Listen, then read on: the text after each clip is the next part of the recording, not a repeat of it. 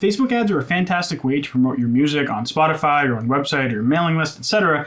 But there's a few things you should be doing prior to investing any money in Facebook ads or really any type of paid or free marketing endeavor. Otherwise, you won't get the most bang for your buck when it comes to performance on the back end and having people actually stick around long term. So the first thing I want to talk about, and it's probably the most important thing, which should be obvious, but your music has to be good. And this is a completely subjective thing, right? And it sounds kind of obvious, but I think a lot of people don't really realize it. You know, as artists, we like to think that the music we're making is great, and we always think our newest song is our best song. But it's good to get some type of outside feedback from that before you put stuff out to the world. Now, my kind of rule of thumb that I tell people, like before you decide to start marketing your music, is make sure your music's at least 80% as good as any of the professional artists out there that you would listen to. And again, this is kind of hard to benchmark, like the 80%, it's hard to how is the song 80% as good when it comes to songwriting as this other song?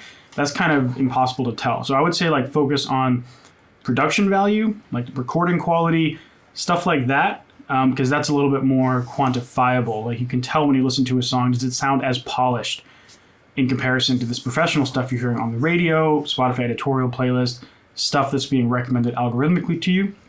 If you would say it's at least 80% as good as that when it comes to recording and production value, then I'd say you're probably ready to start marketing your music. But if you don't think it's there yet, it's probably not a good idea to start marketing yet.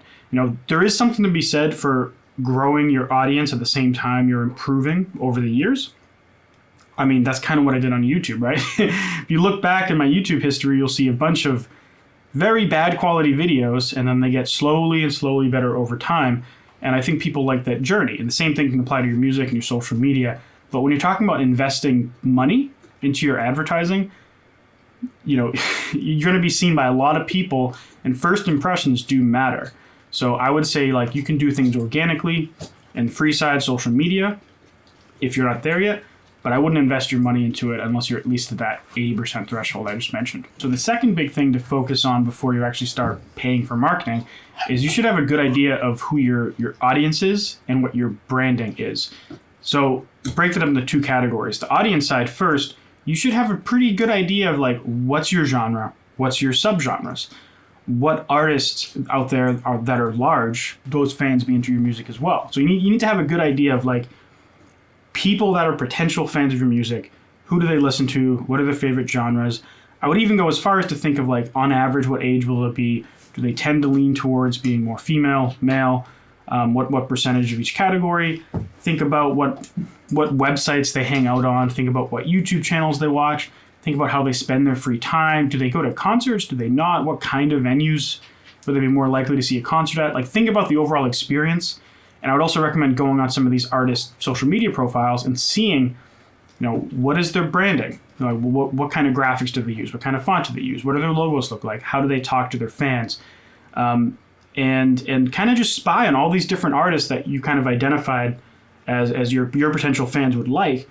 So you kind of have an idea of what people are doing. Now, I'm not saying just straight up copy people, but if you look at 5 to 10 different artists in social media, you can kind of figure out what do you want to borrow from each of them to bring into your world, so that before you're actually spending money in ads, you have a solid idea of who you're going to be targeting in your ads, and how are you speaking to the people in these ads, and what type of video content should you use in your ads that those people are likely to engage with. If you don't figure out your audience and some amount of your branding before you start, you're kind of just going to be throwing stuff out there, right? You have to know who to target and what those people, at least to some degree, what those people engage with already. All right, so the next thing I want to talk about is having a solid plan and knowing when you're going to follow up this release you're currently promoting. It's nice to be able to put a bunch of money and a bunch of time into marketing a specific song, but if you market it and it's going really well and then you don't put out music for 6 months, you're missing out on a lot, and people aren't going to stick around. They're going to forget who you are by the time you put something else out. Obviously, some people will stick around, but a lot of people won't. And algorithmically, on a lot of different platforms like Spotify or social media, if you just ghost people for 6 months, they're not going to be recommending your post anymore. You have to have some type of plan to know that I'm promoting this song. I need to have some social media content around it before and after to keep people engaged. I need to know that, like, when is my next song coming, so that I can, make sure that I plan things accordingly. How long am I promoting this song? When do I start promoting that song? What social media posts are done for this song? And when does the social media stuff start for that song?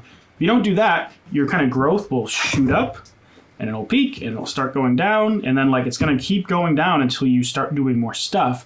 So again, if you wait 6 months, you're going to be almost back to square one by the time your next song comes out.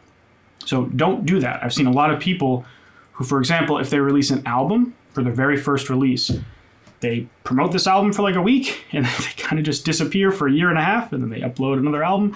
And that's not the way to do it. Ideally, if you wanted to upload an album, upload a single. Feel free to make the whole album ahead of time. That's even better. Drop a single, month later, drop the next single, month later, drop the next single, month later, drop the next single, and then maybe after 8 singles in 8 months, on the 9th month, you drop the other 4 or 5 songs, however many are on it, and you drop the whole album. But that way you're promoting, you have a schedule. That can define your content schedule, your marketing schedule, when the album's coming out, so you can plan everything around that. If you don't have any plan, you're kind of just going in blind. So next we have social media. Now, obviously when you're talking about running Facebook ads, you have to have social media profiles to run ads for those profiles. But even if we're talking about a different type of marketing, you still need to have social media. And the reason is people are going to be looking you up, and especially with ads, they can just click your profile and go to your profile. And if they see nothing there, or they see your profile's a hot mess, they're not going to take you seriously, at least not as seriously as they would if everything looked really professional.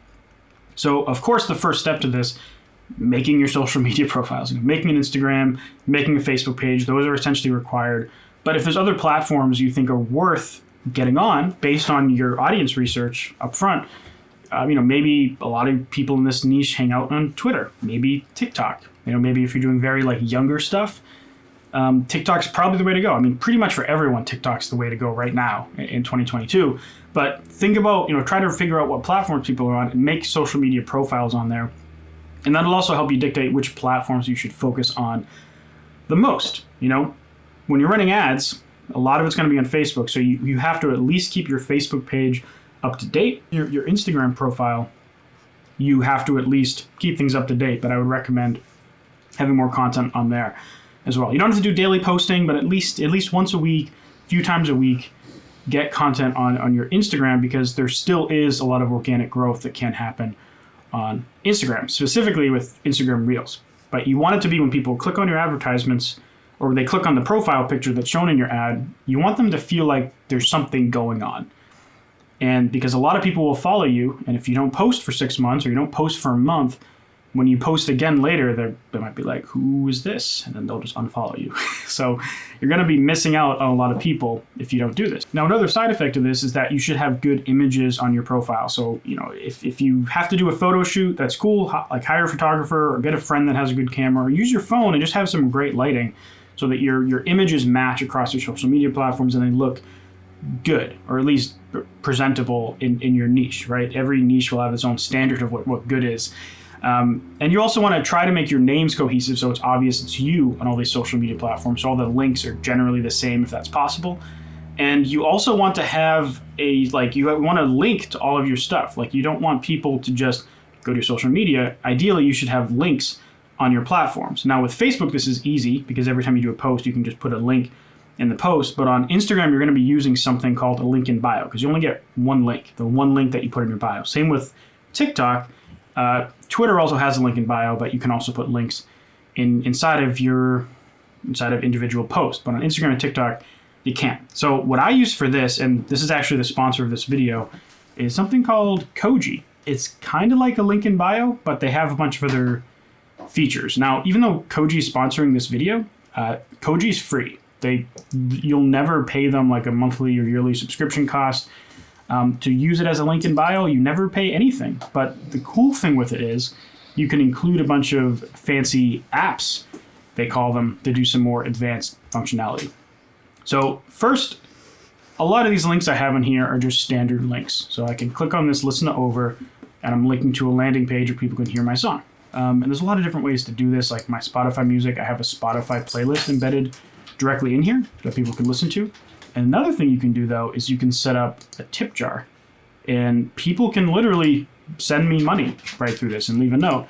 And this is actually entirely free. Koji doesn't take a cut of this at all. So with Koji, you can add all these things that are called apps. And in terms of what apps they have, you can essentially make your own website on here. So if you're just starting out and you don't have an actual website yet, or even if you do have a website, it's kind of like having your own little social media website that's accessed directly inside of your social media profile. But it's a really good opportunity if you don't have any website at all, because you can sell audio files on there and collect the cash right through there. You can lock photos if you want to do any kind of behind the scenes photos or video content, which probably makes more sense. You could also do physical products on here as well. So if you don't have a website, this is a really good option for a lot of people, and it's built directly in your link in bio that you're including on your Instagram and your TikTok. And Koji's actually really focused around musicians. One of the I don't know if he was the founder, but one of the people involved in higher level of the project who I talked to when I initially heard about Koji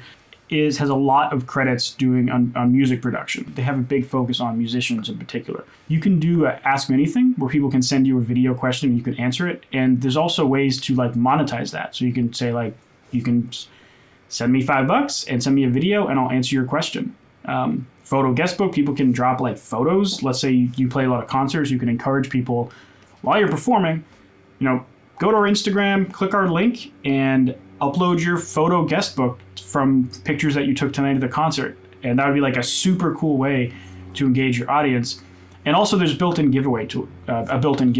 So if I click view here, you can give people ways to enter, like visiting a link, following you on Instagram and a bunch of other platforms, visiting a YouTube video, and they'll be able to enter into your giveaway. And this is really cool because, again, entirely free. There's no fee to use this tool. There's a service that I've used in the past that costs $50 a month that essentially does this. And this is just in Koji for free. So, this is kind of in addition to the link in bio, there's a lot of website stuff and a lot of cool fan engagement stuff you can use. So big thanks to Koji for sponsoring this video. If you want to try out Koji, again, it's entirely free. You'll never pay them a dime. There's a link in my description that you can go check out. Anyways, back to the video. So this next tip is specific to the act of actually promoting Facebook ads, but it's have multiple types of video content. One of the biggest opportunities I see people missing out on is that they only use one type of video. They might do this very static artwork video, and they'll just use that as their only ad with only one part of the song. And there's a whole bunch of things you can do when it comes to specifically Facebook ads, but really any advertising platform, in testing different visuals. So for example, even if you only have one type of video, let's say it's an animated artwork thing that you see a lot of on my Facebook ad tutorial videos, you can do that same artwork in the video format, but just with the chorus, with the pre-chorus, with the verse, with the bridge. So that gives you, a few pieces of video content to try out. But you can also test in comparison to that, how does that compare to a lyric video? How does that perform to a performance video? How does that perform to a visualizer? How does that perform to live footage? So there's a lot of different things you could do. Obviously, if you're a rapper, that will look much differently than if you're a metal band, So if you're a rapper, you might want to kind of do some performance thing out in public, film this cool kind of social media thing where you bring a microphone and a small speaker and you have a friend filming you with a phone as you're walking through the park. If you're a metal artist and you perform shows, then you might have someone come and film a show if you can rig up a decent enough audio experience. Or maybe you set up, you get some studio space and you set up everything to be recorded nice and you just do a few performances and have some people filming, and then you cut that content together and make your ads from it. But if you just have one piece of video footage, one type of visual style and one type of ad, you're missing out on a lot, literally up to a 5 times difference in cost between different types of videos. So don't slouch in this. It's probably the most common thing I see for people who have super expensive ads is they're trying one video, maybe 2 videos for a song. And ideally you'd want to try a lot more. My last song, I think I had 5 ads for it, and I got vastly different prices across those 5 different video ads. So if you're wondering how I use Facebook ads to promote my music on Spotify, you can check out this playlist right here. And I also have a really organized course that goes through every little nitty-gritty detail that you can check right here on the bottom. Now, thank you very much to Koji for sponsoring this video. Their links are in the description below. Again, totally free, highly recommended. I use it myself. And thanks for watching. I'll see you in the next video. Bye.